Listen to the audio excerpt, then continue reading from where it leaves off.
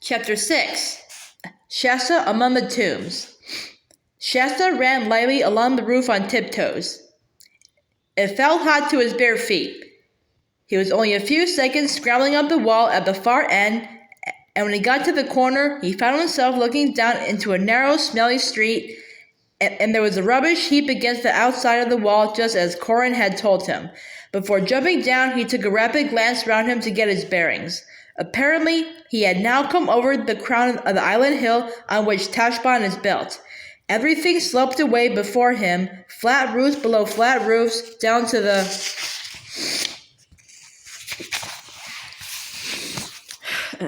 towers and battlements of the city's northern wall. Beyond that was the river, and beyond the river a short slope covered with gardens.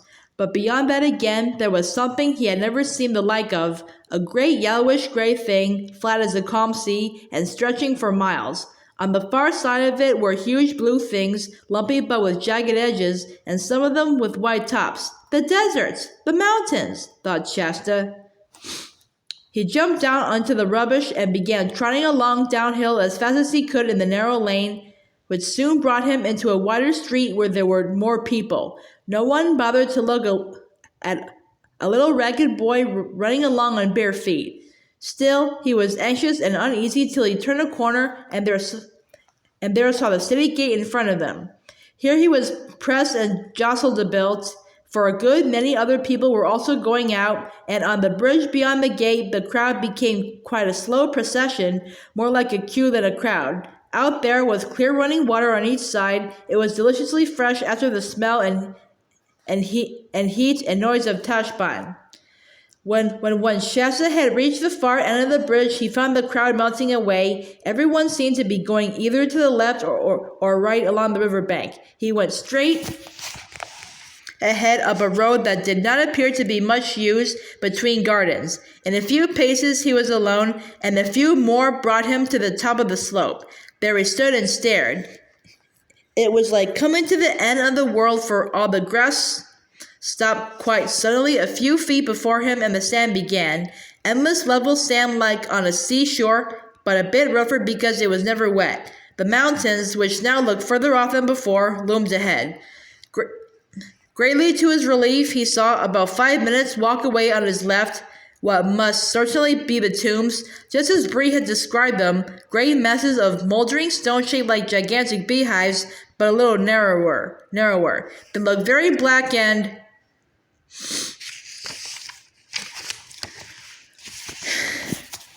grim, for the sun was now setting right behind them.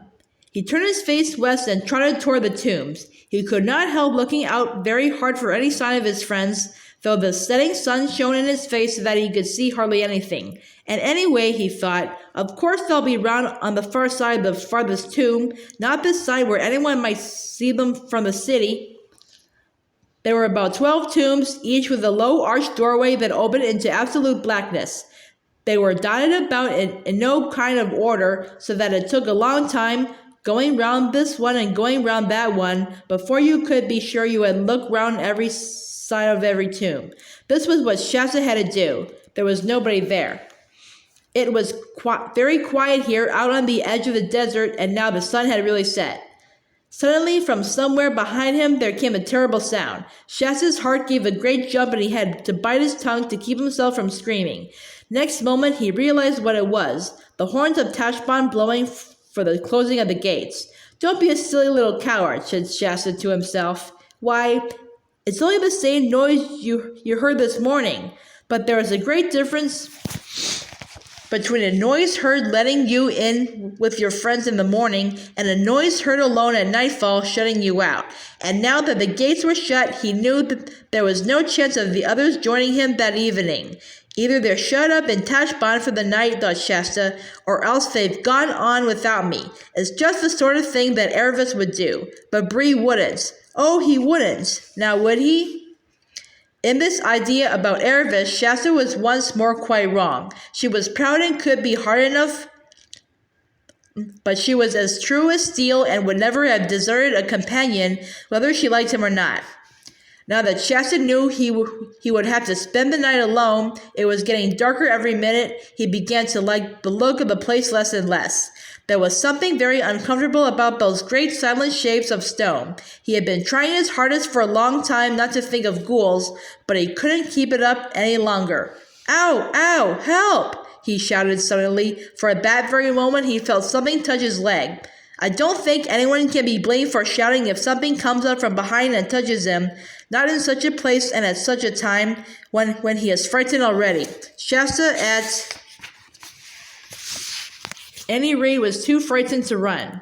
Anything would be better than being chased round and round the burial place of the ancient kings with something he dared not look at behind him.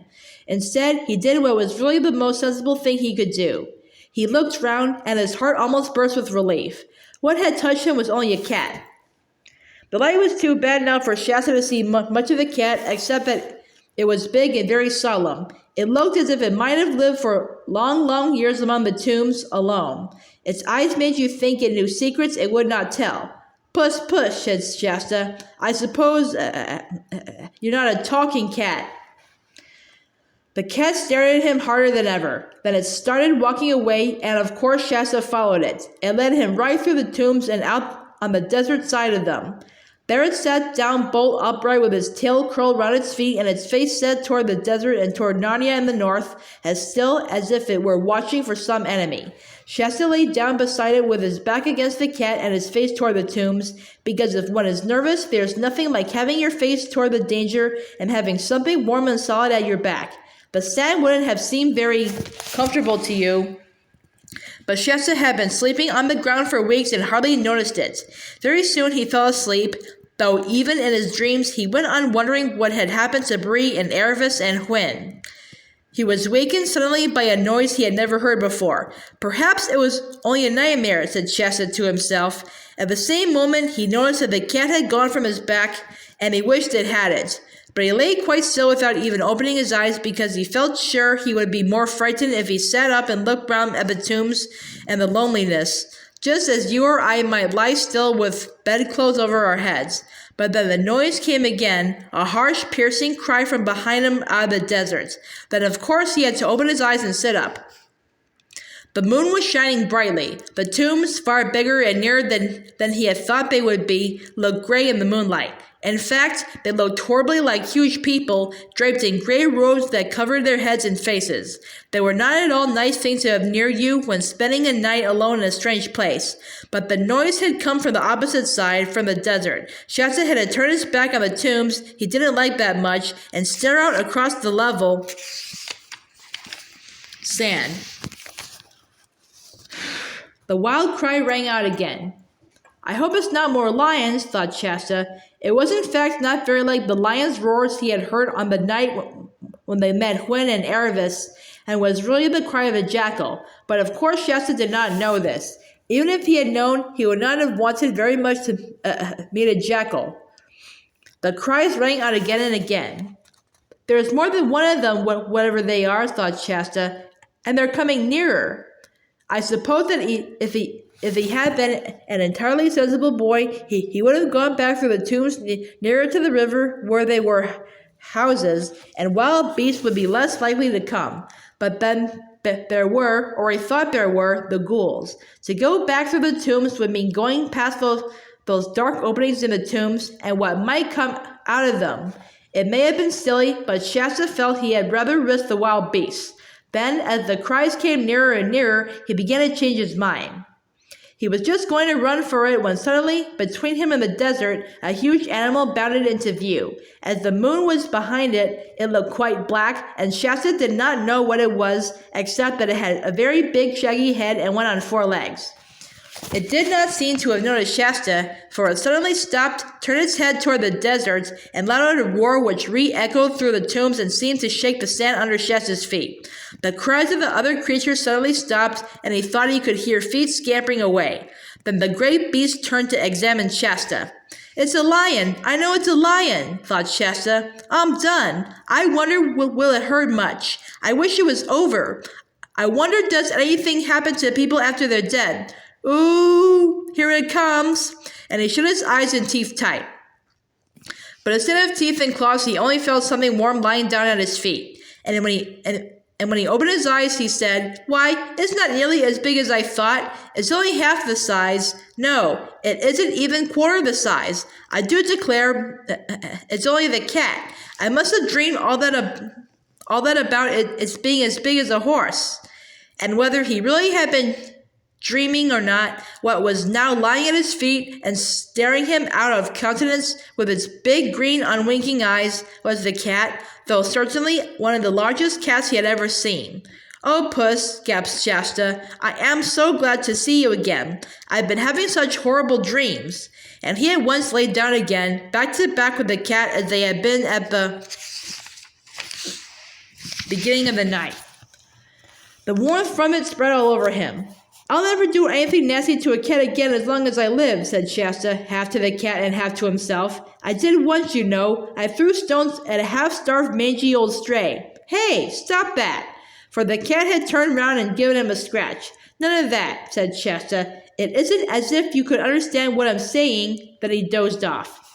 Next morning when he woke, the cat was gone, the sun was already up, and the sand hot.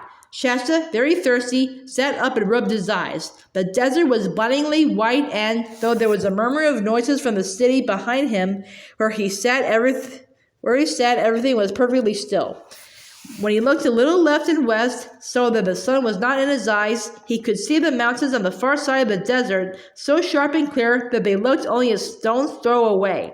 He particularly noticed one blue height that divided into two peaks at the top and decided that it must be Mount Pyre.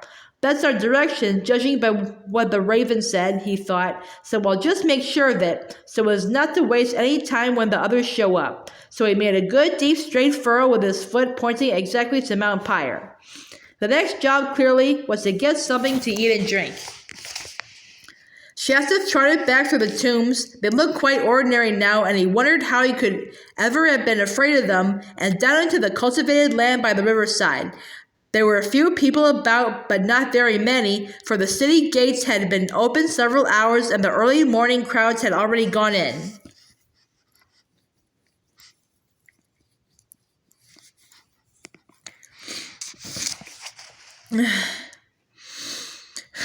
So he had no difficulty in doing a little raiding, as Bree called it. It involved a climb over a garden wall, and the results were 3 oranges, a melon, a fig or 2, and a pomegranate. After that, he went down to the riverbank, but not too near the bridge, and had a drink. The water was so nice that he took off his hot, dirty clothes and had a dip, for of course Shasta, having lived on the shore all his life, had learned to swim almost as soon as he had learned to walk. When he came out, he lay on the grass looking across the water at Tashbaan, all the splendor and strength and glory of it. But that made him remember the dangers of it too. He suddenly realized that the others might have reached the dunes while he was bathing, and gone on without me as likely as not. So he dressed in a fright and tore back at such speed that he was all hot and thirsty when he arrived, and so the good of his bathe was gone. Like most days when you are alone and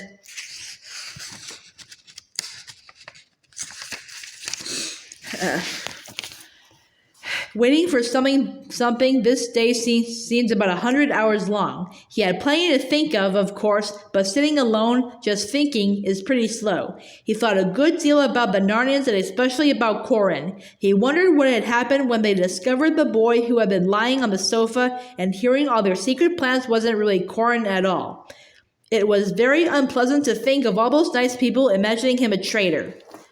But as the sun slowly climbed up to the top of the sky and then slowly began going downward to the west, and no one came and nothing at all happened, he began to get more and more anxious. And of course he now realized that when they arranged to wait for one another at the tombs, no one had said anything about how long. He couldn't wait here for the rest of his life, and soon it would be dark again, and he would have another night just like last night. A dozen different plans went through his head, all wretched ones, and at last he fixed on the worst plan of all. He decided to wait till it was dark and then go back to the river and steal as many melons as he could carry and set out for Mount Pyre alone, trusting for his direction to the line he had drawn that morning in the sand. It was a crazy idea, and if he had read as many books as you have about journeys over deserts, He would never have dreamed it, but Shasta had read no books at all. Before the sun set, something did happen. Shasta was sitting in the shadow of one of the tombs when he looked up and saw 2 horses coming toward him. Then his heart gave a great leap, for he recognized them as Bree and Hwin. But the next moment his heart went down into his toes again. There was no sign of Aravis. The horses were being led by a strange man, an armed man pretty handsomely dressed like an upper slave in a great family. Bree and Hwin were no longer